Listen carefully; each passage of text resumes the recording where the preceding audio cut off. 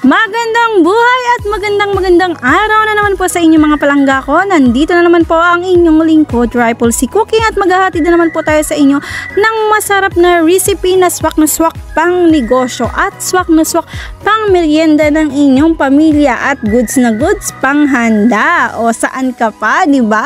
Napakasarap ng ating creamy and cheesy mac and cheese. Oh, diba? Kitang-kita naman sa itsura, nakakatakam. Kaya naman mga palangga, kung gusto niyo pong mapanood ang version ko ng pagkakaluto ng mac and cheese, ano pa bang inaantay mo? Di watch mo na yung full video and don't forget to subscribe and click the notification bell para updated ka sa aking mga upload.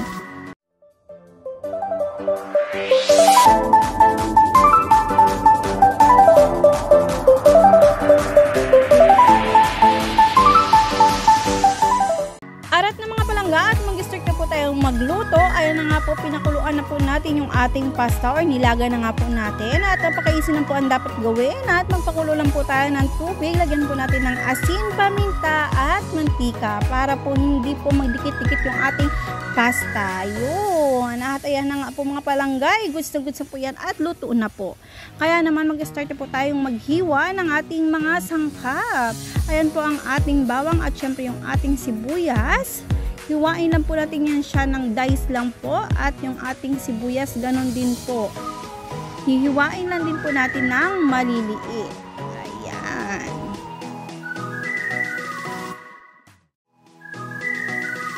At ayan na nga po mga palangga, tapos na po tayong maghiwa ng ating sibuyas. Kaya naman, set aside na po natin yan. Ayan na po silang dalawa.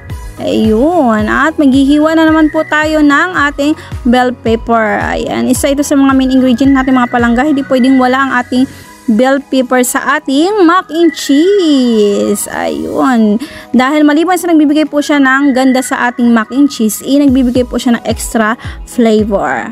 Yun, hiwain lang po natin yan ng maliliit. Ayan, pa-square lang po ang pagkakahiwa. Ganyan lang po, ka-easy. Yun, ganyan lang po siya kakapal. Yun, o diba? Kaya naman mga palangga, maghihiwa po muna tayo.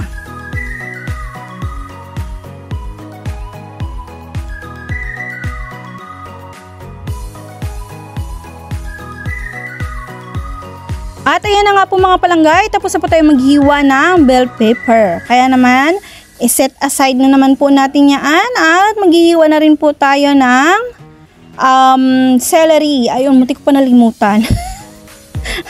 Pero mga palanggay, optional lang naman po kung maglalagay kayo ng celery. Kasi para po sa akin, kapag may celery po ay dagdag aroma po siya at dagdag sarap doon sa ating mac and cheese. Pero nasa sa inyo lang po yan kung maglalagay kayo o hindi. Or pwede din po kayo maglagay ng dahon ng sibuyas. Ayan, at maghiwa na naman po muna tayo.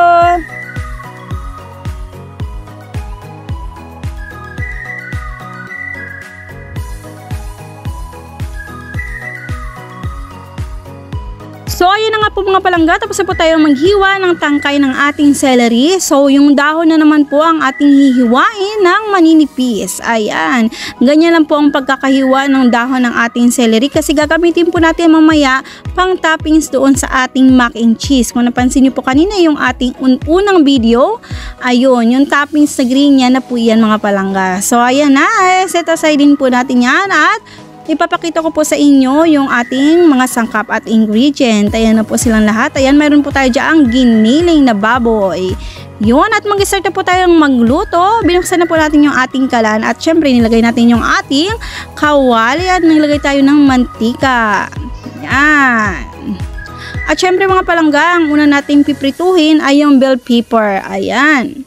Kailangan po luto po yan siya mga palangga, hindi po natin pwedeng ilagayan or itoppings doon sa ating mac and cheese ng hilaw. Kasi po magkaiba po yung amoy ng ating mac and cheese, lalo na pag nakulob na sa bilao. Ayan. So yan na mga palangga, luto na po ang ating bell pepper. Ayan na siya. O diba? Makinang-kinang na. At luto na po yan. Nagdagdag lang po ako ng mantika at syempre ayan po ang ating bawang. Ayan, isotay-sotay lang natin yung mga palangga at tostahin lang po natin yan at maglagay na nga po tayo ng sibuyas. Ayan, igisa-gisa lang po natin yung mga palangga. At naglagay po ako dyan ng patis. At syempre, pag nilagay tayo ng patis, syempre maglalagay din tayo ng paminta. Ayan, pamintang pino po yung ginagamit ko. Yan, pero pwede naman po kayong gumamit ng pamintang durog. Wag lang po yung buo. Yun. Mekos-mekos lang natin yan. At syempre, ilagay na po natin yung ating pork giniling. Guys, pwede kayong gumamit dito ng beef. Pwede rin po kayong gumamit ng chicken. Yun. Ayan. At dahil napakamahal ng beef ngayon, nasa 450 ang kilo, kaya naman pork na lang po ang aking ginamit. Pero sa mac and cheese ay masarap po talaga ang beef. Yun. At maglagay na nga po tayo dyan mga palangga ng tomato paste. Yan. Halu-haluin lang natin yan. Hanggang sa makover na po na ng tomato paste yung pork natin. Ayun. At inilagay na po natin dyan yung celery. Yan. I-mekos-mekos po natin mga palangga hanggang sa mag-mix po yung ating mga sangkap or ingredient. Naglagay na rin po ako dyan ng original tomato sauce. Ayun, 'di ba? Lamig kayo, guys. Napakabango ng tomato sauce. Ayan na po ang ating Del Monte creamy cheese spaghetti sauce. Ayan ang ginamit ko po. Yun. Ang sarap at makikita mo talaga yung cheesiness nung Del Monte creamy spaghetti sauce. Hindi ko kasi binasa. Just ayan na po. At gumulo na siya, kaya goods na po yan. At naglagay po ako dyan ng pork cubes, 2 peraso. Ayan. Kung napapansin nyo po, hindi po ako masyado nalagay ng asin. Ayan. Kunting-kunti lang po ang nilalagay ko po ng asin. Kasi naglagay na po tayo ng cubes. Baka po kasi umalat yung ating sauce. At saka syempre yung ating Del Monte sauce ay may timpla na rin po mga palangga. Ayan, ilagay na nga po natin yung ating pasta. Yun. Iuyog-uyog lang natin yung lalagyan para hindi po mabigla ang pagkahulog. Ayan na siya. O, diba? Grabe ka. Creamy kasosin ng ating mac and cheese. O, diba? Cover na cover talaga yung macaroni ng sauce natin. Saktong-sakto pang 1 kilo. Guys, 1 kilo to guys ha. Yun. At yung ginamit ko pong pork giniling ay 1/2 kilo. So okay na mga palangga. Kaya naman mag-start na po tayong gumawa ng white sauce. Yan, white sauce na naman po ang ating gagawin. So naglagay lang po ako ng konting mantika. Yan. Yan. Minekas-mekas lang natin yan sa ating kawali. Konting mantika lang mga palangga ha. At naglagay po tayo ng dairy cream. Dairy cream. Ayan. Hindi ko na naman binasa. Ayan, naglagay po tayo ng butter. O, diba? Butter na lang kasi. Butter. At naglagay po tayo ng all-purpose flour. Ayan. 1 tablespoon lang po ang inilagay ko. Pero nasa sa inyo mga palangga. Kung medyo marami yung mailalagay yung butter, di maglagay kayo ng 2 tablespoon ng all-purpose flour. At naglagay po ako ng 1 latang evaporated milk, Alaska, or any naman na brand, pwede po kayong gumamit kung gusto nyo po. Ayan. At halu-haluin lang po natin yan hanggang sa lumapot. So, gumamit po ako ng hand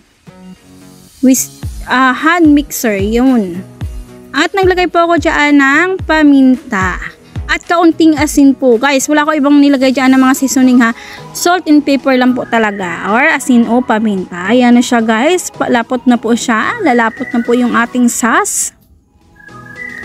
Ayan. At pag ganyan na po yung pagkakalapot ng mga palangga, maglagay na po tayo ng Nestle cream or Alaska cream. Ayan. Kalahati lang po yung ginamit ko. Alaska cream po ang nilagay ko dyan mga palangga.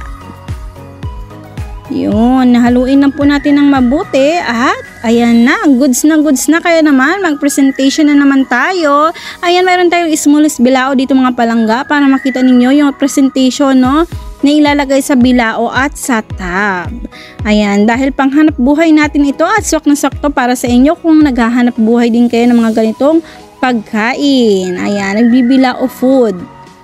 Yun, ayan na siya. Kitang-kita nyo ba yan? Napaka-meaty. 'Di ba? Daming karne. Hindi tinipid sa ingredient. So, ayan na. Ilagay na po natin yung ating white sauce. Yun. So, maglalagay po muna tayo sa ating bilao ng ating white sauce at sa ating mga tab.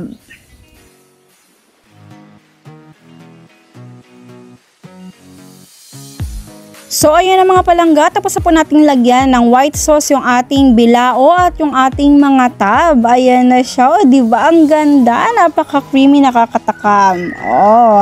Ang next nating ilalagay ay ang ating queso or cheese. Overload sa cheese yan mga palangga, kaya naman binabalik-balikan ng mga customer, diba? Kung hindi nyo titipirin yung inyong mga paninda, siguradong paulit-ulit na o-order yung inyong mga customer. Ayun, maglagay po muna tayo ng mga cheese mga palangga.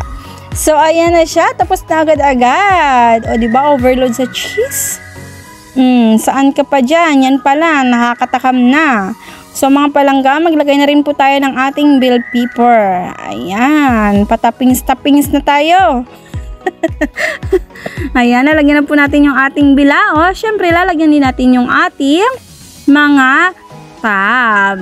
Ayan na, tada. Ang ganda niyan na. Para na siyang Christmas tree. Charot. Ayan na po. At maglagay rin po tayo ng dahon ng celery. Pag wala kayong celery or bihira lang kasi sa amin dito yung ganyan, celery, dahon ng sibuyas po. Yun. Kayo na pong bahala mag-design. Ganda, diba? O, saan ka pa? 125 pesos per tab. At 380 pesos naman po yung sa smallest bilao, size 11. Ayun.